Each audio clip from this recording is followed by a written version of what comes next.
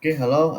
Pada video ini saya akan menjelaskan mengenai case study modul kurs 9, praktikum sistem waktu nyata dan IoT. Jadi yang pertama saya ada ESP32 di sini yang saya colokkan langsung ke laptop.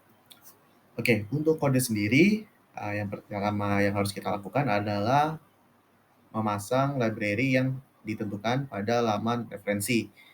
Jadi library ini contohnya seperti ada Fixboard, lalu ada PubSub Client, dan juga Arduino JSON, dan juga Arduino HTTP tadi kalau nggak salah. Oke, jadi yang pertama kita akan menginclude library Wi-Fi dan juga library Thingsboard. Lalu kita akan mendefinisikan nama Wi-Fi IP itu sebagai access point, nama access point-nya yaitu JMB, dan juga password dari Wi-Fi itu IKRadin. Lalu untuk token, saya akan menggunakan token yang namanya token. Lalu untuk Thingsboard server adalah alamat IP dari server Thingsboard-nya, yaitu laptop saya sendiri, alamatnya ini. Lalu pada baris ini kita akan instantiate, yaitu instantiate objek namanya Wi-Fi client, dan objek ini akan kita jadikan sebagai parameter sebuah objek Thingsboard TB. Kita masukkan di sini. Lalu baris ke-15 dan ke-16 kita buat dua variabel yang namanya status dan alasan. Lalu setelah itu kita masuk ke setup, kita akan memulai koneksi serial dengan rate 115.200. Setelah kita memulai, kita akan ada delay selama 0,01 detik dan kita akan menginisiasi Wi-Fi. Nah, inisiasi Wi-Fi ya seperti perintah pada umumnya kita ada Wi-Fi begin, lalu ini ketika apabila Wi-Fi-nya tidak terhubung dan ya ketika terhubung akan menampilkan ini pada serial monitor. Lalu setelah itu kita akan inisialisasi lasen sebagai 0 nilainya. Setelah itu kita akan masuk ke loop. Pada loop kita apabila Thingsboard-nya tidak terhubung, dia akan masuk ke reconnect. Nah, pada fungsi reconnect ini dia ya seperti namanya dia akan berusaha terkoneksi kembali dengan Wi-Fi ya. Ini Wi-Fi begin gitu. Nah, apabila ini tidak benar, berarti TB connected, dia akan masuk ke kondisi ini, kondisional ini. Ketika mil is, yaitu yang sekarang dikurangi lasen 0, ketika dia inisialisasi, itu lebih dari 1000, maksudnya lebih dari 1000 milisecond, milidetik atau 1 detik, dia akan masuk ke bawah. Jadi si ESP ini akan mengirimkan data selama paling sedikit tiap 1 detik sekali gitu. Nah, dia akan masuk ke ini fungsi get and set data. Jadi kita akan memberi nilai pada sebuah variabel random data float random dari 0 sampai 100.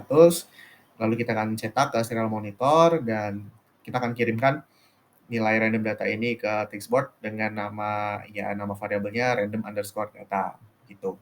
Lalu setelah itu lasen tadi kita beri nilai mil is sehingga nanti pas dia looping dia akan melihat lagi waktu antara lasen dan waktu mil is gitu. Lalu kita akan melakukan looping gitu, TB loop. Nah, untuk menjalankan Docker sendiri, kita bisa melalui terminal atau kita juga bisa melalui aplikasinya ini. Jadi kalau di aplikasi ini kita cukup mengklik start, lalu ada loading sebentar. Nah, ini tandanya Docker kita sudah berjalan. Nah, lalu kita akan masuk ke ini, ke browser, Ramban, lalu kita akan buka localhost 8080 karena portnya dari guide-nya dari tata caranya kita 8080 dan ini kita tidak bisa langsung terhubung, harus kita tunggu sebentar.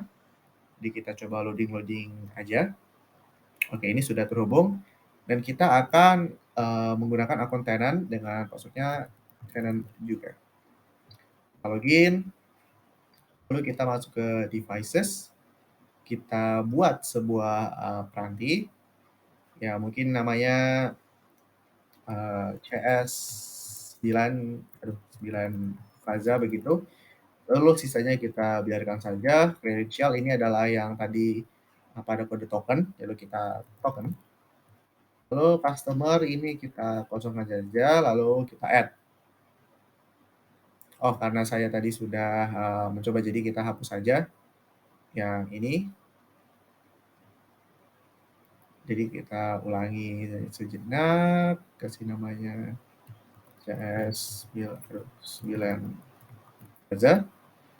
Credential-nya kita sama saja, kita buat token, dan yang terakhir customer kita biarkan.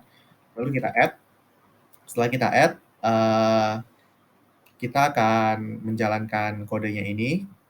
Kita upload ke ESP. Kita compile.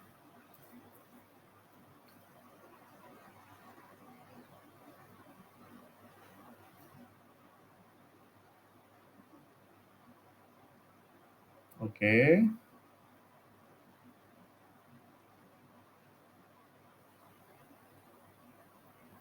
Oke, saya pencet boot pada ESP32-nya. Oke, sudah mengunggah. Dan ketika kita buka serial monitor, nah ini sending data. Dia sudah tadi sudah terkoneksi dan sending data. Dan data ini bisa kita lihat pada latest telemetry. Nah, ini random data. Dan ini bisa kita visualisasikan. Jadi bentuknya bisa data-data yang ada, lalu bisa analog gauge, kayak nah cara sebutnya begitu. Lalu juga kita bisa oh tidak ada yang ini digital gauge, berarti ini naik turun gitu. Ada banyak, nah bisa kayak gini, ya bisa kayak gini juga, nah bisa kayak kecepatan gitu.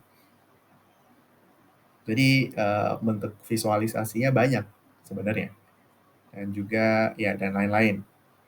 Jadi sekian video penjelasan case study modul ke-9. Semoga bisa dipahami dan terima kasih.